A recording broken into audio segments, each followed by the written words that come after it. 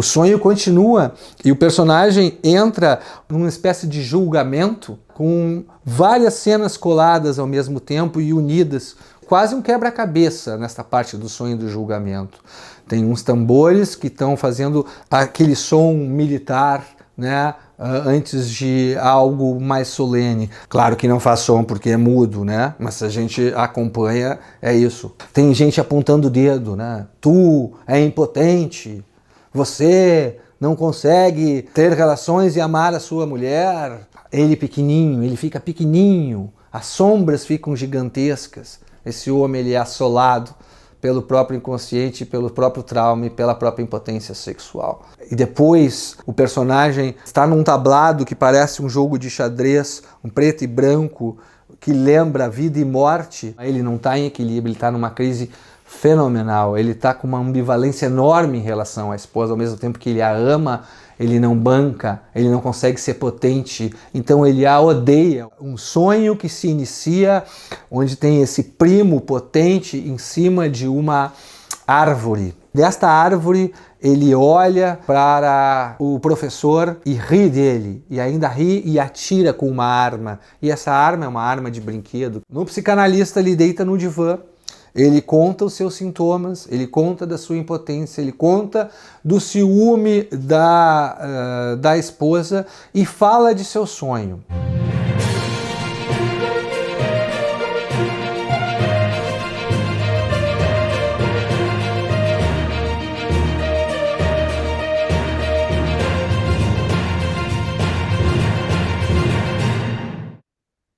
Olá! Seja muito bem-vindo, seja muito bem-vinda ao programa Cinema, Sonho e Psicanálise. Eu sou o psicanalista Leonardo Della Páscoa, especialista em sonhos e cinema, e hoje eu tenho uma aula especial para você. E estão abertas as inscrições para minha Masterclass Sonho, Cinema e Psicanálise, a representação do onírico que vai acontecer nesta data. Um evento 100% online, 100% gratuito, onde eu vou te mostrar o passo a passo para entender os sonhos através do cinema.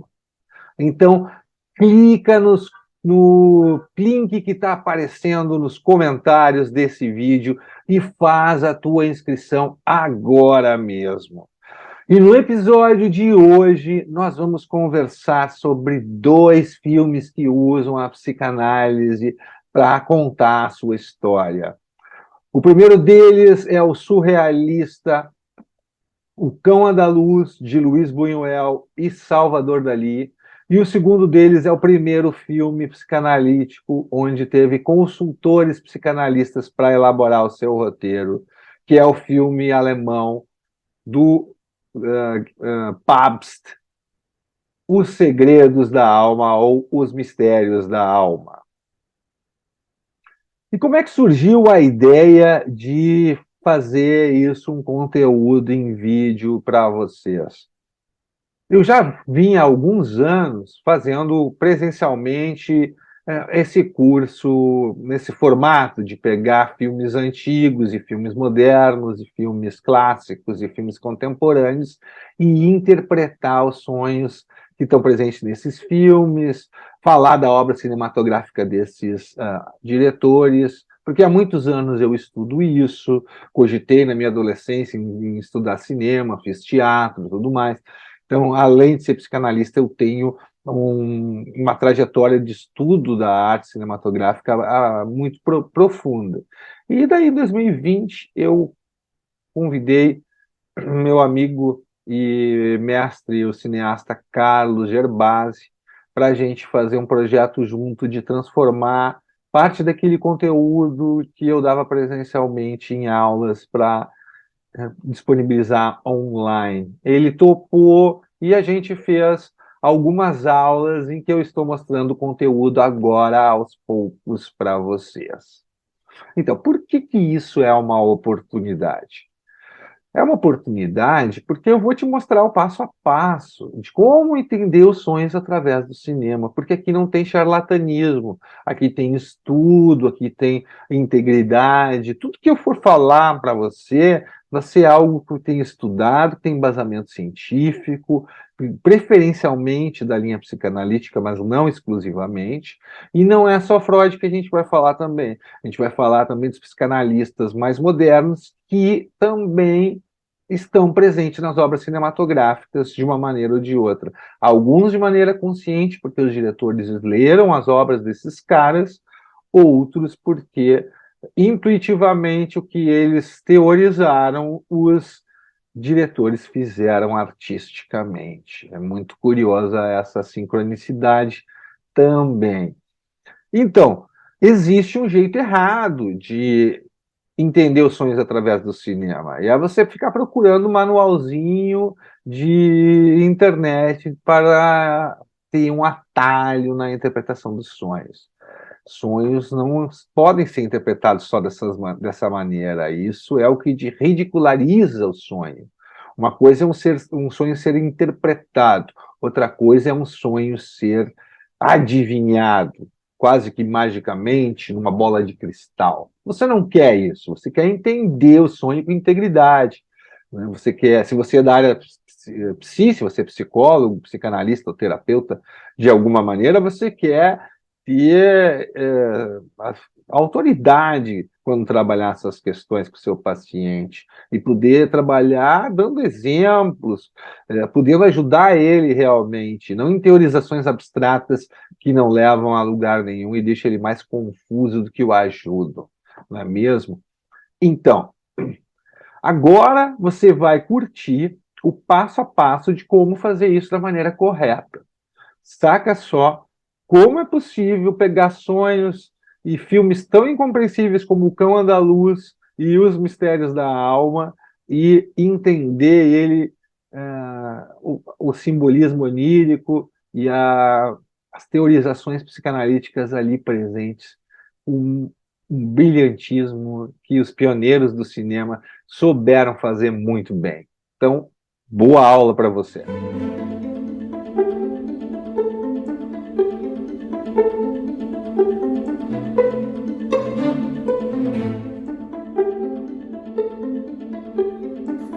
Bom, vamos falar agora então no clássico dos clássicos, né? Eu acho que em qualquer curso de cinema, eu já vi em alguns dos filmes, quase todos os filmes, os cursos de cinema que eu já fiz, esse filme ele é comentado de alguma maneira, que é O Cão Andaluz de 1928, do Salvador Dalí e do Luis Buñuel.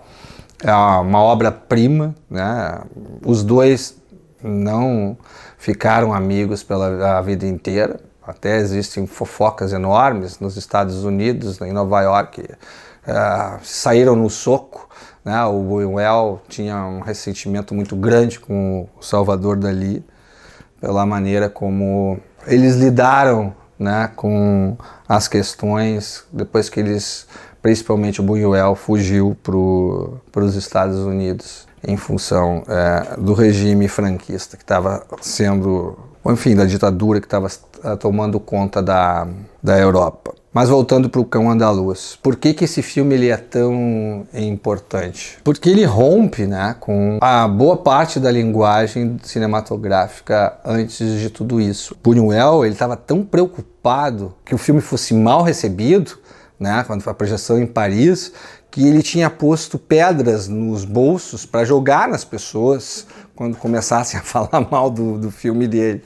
Isso ele conta na biografia dele, né? Qual era a ideia deles? Eles partiram de dois sonhos, né? E a ideia era de dois sonhos que envolvia uma mão que tinha umas formigas nesta mão, um sonho do Salvador Dalí, e de uma nuvem onde tinha uma lua. A lua está sempre nos sonhos, a lua representa o universo onírico pela questão do mistério, né, envolvido e pela própria dimensão mágica e fantasiosa e simbólica que ela nos remete. A lua como metáfora é muito usada na nossa cultura. E tem essa lua sendo atravessada por nuvens no início do filme. É o Buñuel olhando para essa noite lunar. E em seguida, a imagem que vem logo em seguida é uma navalha cortando um olho de uma mulher. Essa é a cena mais emblemática. É uma cena que o Salvador Dalí repete dentro de um outro sonho no filme do Hitchcock, quando fala O Coração de 1945. Também tem o sonho, é o sonho mais plasticamente construído da história do cinema, famosíssimo, né? E no início do sonho também tem uma cortina sendo cortada, é uma cortina em forma de olho, e tem uma tesoura cortando esta cortina. O André Breton, que era o criador do movimento surrealista, eles estudaram a interpretação dos sonhos do Freud, e esses caras foram os primeiros que aí estudaram mesmo a psicanálise. Aí a psicanálise começou a ser estudada antes de fazerem os filmes. E os primeiros foram os surrealistas. E eu não acho que antes deles não teve nada assim. Na mesma época teve o Pabst, e depois nós vamos falar do filme do Pabst, né? Um é de 28, o outro é de 26. O do Pabst é um pouco anterior, mas ele não é surrealista, ele não é um filme que mergulha na linguagem onírica como esse filme do Buñuel e do Dalí mergulham, porque logo em seguida acontecem várias coisas, né? A sexualidade está muito presente, os símbolos que evocam a castração e evocam a sexualidade estão ali. O filme feito por associação. A ideia deles era essa. Então, a lua sendo cortada por nuvens lembra do olho sendo cortado por uma navalha. E em seguida o filme foi construído assim, sem explicação. Quem dá explicação é a psicanálise. Buñuel não quer explicar nada. Ele mesmo diz, né? A obra não é para ser explicada, ela é para ser feita por associação. Uma imagem se associa a outra, né? Um ouriço se associa aos pelos do sovaco, que se associa aos pelos pubianos femininos, né? Isso está no filme, olhem lá que vocês vão ver, né? Em seguida, também, como representação dos órgãos genitais femininos e a maneira conturbada como o humano lida com a sexualidade, nós temos dois padres abraçando a Bíblia. É o próprio Buñuel que puxa junto dois padres. E é o próprio Buñuel nesse furor sexual que ele tem com a mulher dentro do quarto, né, em que antes disso ele vê um assassinato na rua, uma cena violenta onde tem essa caixa, a caixa como sendo um mistério da sexualidade feminina, né, e da própria vagina, e esta mão representando um órgão genital masculino castrado, um pênis castrado, a castração. E o que significa a castração? A castração significa a gente lidar com a finitude, a gente matar o nosso narcisismo, né? A gente perceber e entrar na alteridade, reconhecer o outro, reconhecer as nossas limitações. Isso é a castração. O homem castrado, para Freud, é o homem neurótico mais ou menos normal, o neurótico que não está adoecido. Esse é o homem castrado. E o olho aí está para representar esse tipo de homem, né? Olhem o Édipo do Pasolini, né, que representa bem isso. Quando o Édipo, na tragédia, fura os olhos, que é o que baseia o Freud para representar o complexo de Édipo, quando ele fura os olhos, né, ele se transforma um homem castrado, um homem que olhou para dentro de si, que enxerga suas feridas, que se conhece, né, e vive a própria dor mental, o próprio sofrimento.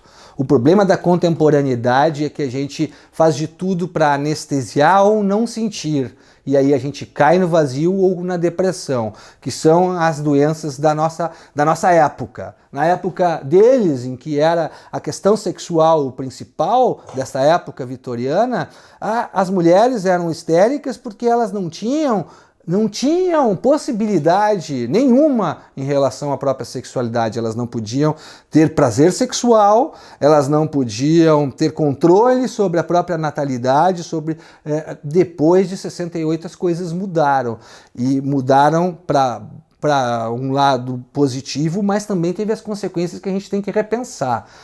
Esse mundo hedonista e narcísico, ele nos traz vazio, ele nos traz falta de empatia e alteridade.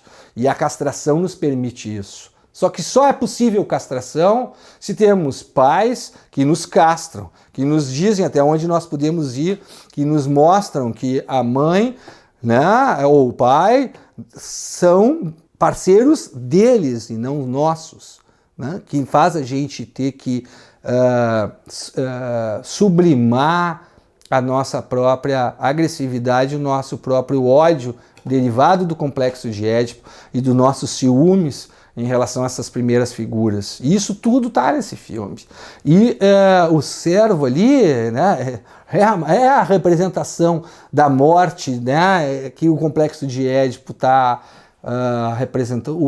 O servo, ele pode também ser o poder paterno sendo destruído, porque logo na frente estão dois padres que estão abraçados à Bíblia, sendo, digamos, servindo de peso para este homem.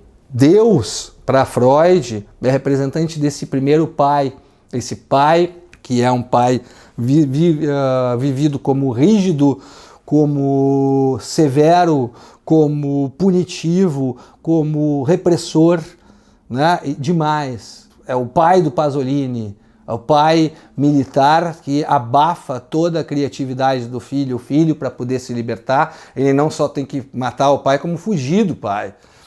Então é disso que eles estão falando ali, sem querer explicar nada, só mostrando por imagens. E esses são os principais símbolos do filme. É óbvio que o Dalí e o Buñuel sabem o que estão fazendo.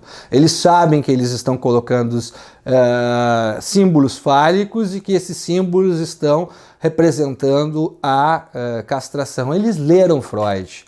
André Breton escreveu para Freud, agradeceu a Freud e pediu para Freud todo o reconhecimento, queria um encontro com Freud para, digamos, referenciar toda a sua, inspiração pela interpretação dos sonhos no movimento surrealista. Freud, como todas as vezes, recusou o convite e não se interessou minimamente pelos surrealistas. Freud não estava nem aí para esse pessoal, só que eles estavam. O Salvador Dalí conseguiu, inclusive, visitar o Freud em Paris, quando Freud estava fugindo do nazismo em 38, e ele teve uma parada em Paris e encontrou com o Salvador Dalí, inclusive fez uma caricatura do Freud ali e está exposta no Museu de Londres. O Freud, ele era fanático por arte, Ele colecionava objetos artísticos, inclusive. Na escrivaninha dele tem esculturas e miniaturas de representações de divindades gregas, egípcias, de todos os lugares do mundo onde ele ia indo, que ele ia trazendo. Ele escreveu sobre obras de arte, escreveu sobre, por exemplo, o Moisés do Michelangelo. O Schnitzler deu, digamos, a ideia do sonho para o Freud, através da arte, essa questão do inconsciente, foi por causa do Schnitzler que despertou isso no Freud. Então sim, ele gostava muito de arte, agora ele não se interessava em nenhum uso explicativo para a psicanálise, nenhum uso artístico que usasse a psicanálise para explicar a arte. Só ele podia fazer isso.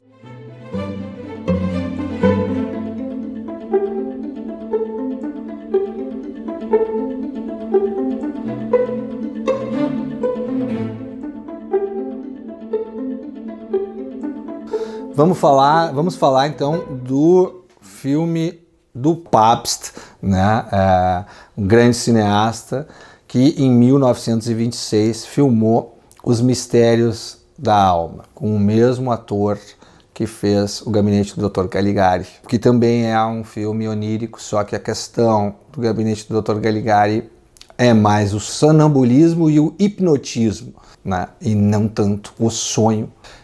que também está presente no Nosferatu. O hipnotismo do Drácula ele é fundamental e ele também acontece dentro dos sonhos telepaticamente, né? É isso que esses filmes expressionistas alemães fazem e representam. E o Pabst, em 26, ele não fez um filme expressionista, ele fez um primeiro filme psicanalítico da história.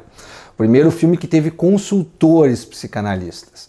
Os consultores eram Karl Abraham e Hans Sachs, dois analistas próximos a Freud. Esses analistas, eles praticamente brigaram com Freud para dar essa consultoria. Freud era completamente avesso, como eu estava dizendo antes, a qualquer aproximação da psicanálise com outra coisa que não fosse consultório, divã, paciente deitado, analista atrás escutando e interpretando as associações do paciente. O Freud aceita que os dois, a contragosto, deem essa consultoria, desde que não seja o nome dele associado ao filme e nem a nada produzido por ele. Não deu muito certo, porque é óbvio que o nome dele foi associado, né? E o Freud não gostou da obra, ele não gosta dessas artificialidades, e realmente um filme ele não representa o que é a psicanálise. Pra gente, Freud tem razão nisso, pra gente saber o que é a psicanálise, a gente tem que se submeter à psicanálise. Mas o filme tem sim pérolas psicanalíticas, tem um sonho de 8 minutos que é totalmente dentro do expressionismo alemão, é a parte do filme onde o expressionismo alemão, eles mergulham no expressionismo alemão, que é um sonho do personagem, o personagem principal, ele está em crise, né? Ele está em crise porque ele está com problema de impotência sexual, ele não está conseguindo ter relações com a esposa. Ele entra em crise quando ele sabe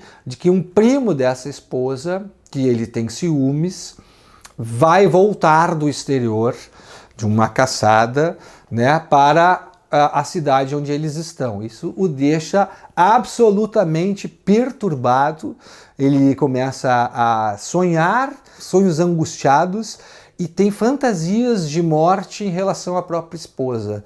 Ele mostra, enquanto ele está fazendo a barba e afiando a lâmina da barba, né? Lembrando também a cena que inicia o Cão Andaluz, ele imagina o pescoço da mulher, e a mulher fazendo assim no pescoço, e ele matando a mulher.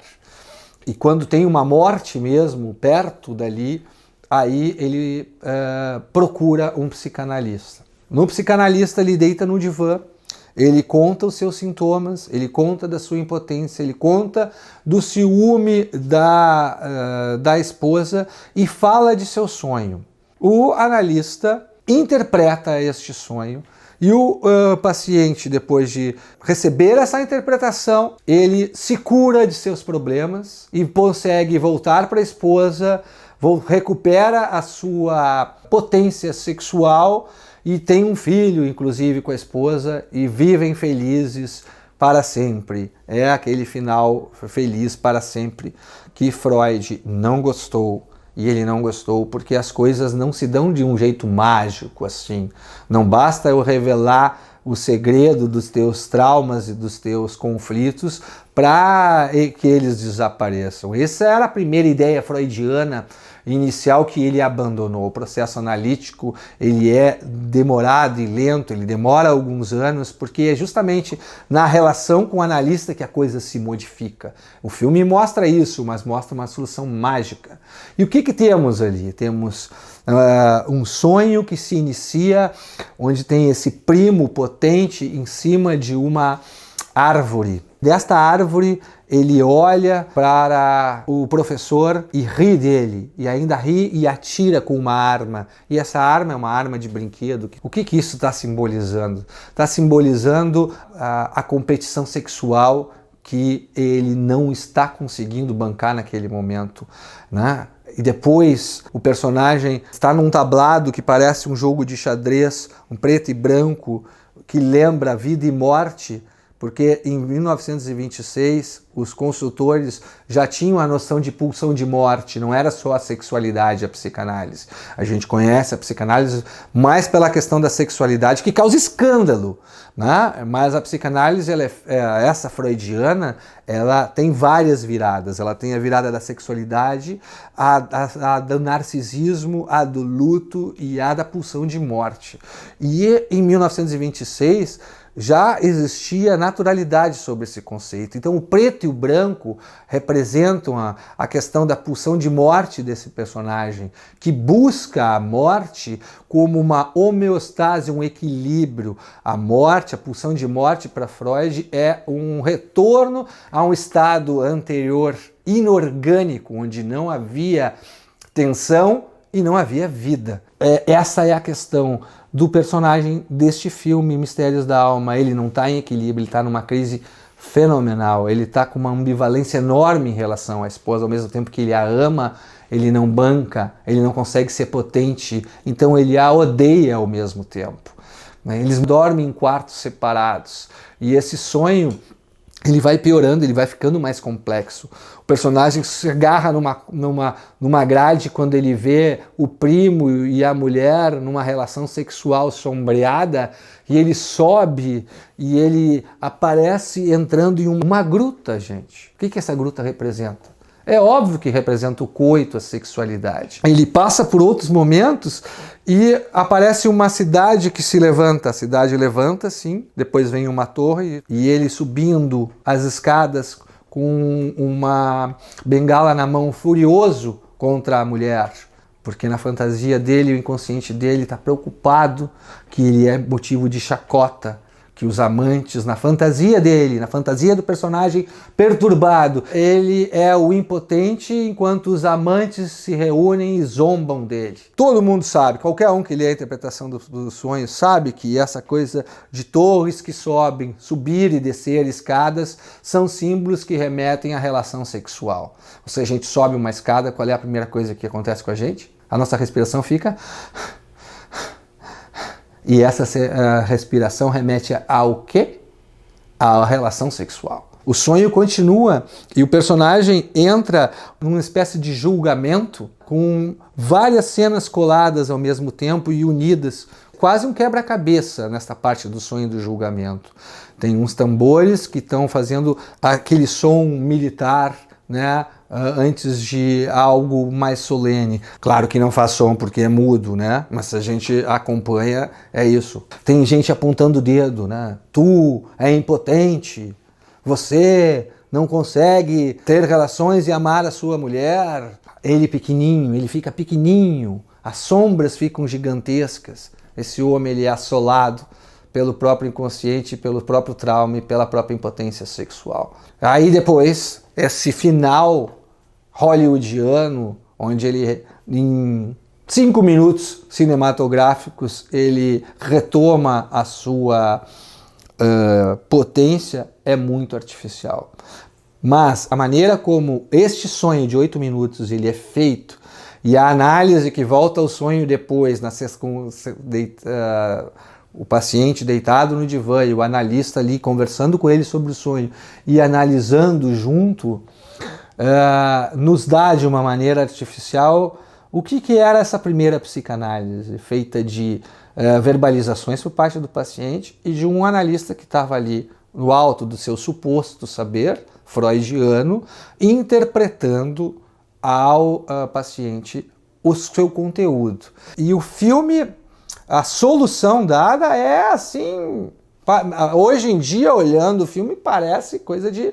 Até meu filho, que está no ensino fundamental, daqui a pouco está chegando aquele tipo de conclusão muito simples, né? Que era a primeira ideia do Freud e que os diretores por muito tempo usaram, os diretores clássicos do cinema preto e branco e tal, usaram muito, que é no momento em que eu descubro as causas do meu trauma e tiro eles do inconsciente e trago para a consciência, a minha doença, a minha neurose está eliminada. Para fechar o ciclo do cinema mudo, assim, rapidamente nessa aula online, esses 4 filmes dão uma boa ideia do antes e do depois da entrada da psicanálise e o quanto ela modifica um certo cinema e que a gente vai explorar bem mais depois, falando do cinema contemporâneo do David Lynch e do Denis Villeneuve, que eu tô louco para falar com você sobre isso e retomar esses insetos que aparecem já no Cão Andaluz, de que esses 2 cineastas usam pra caramba. Valeu? Um abraço.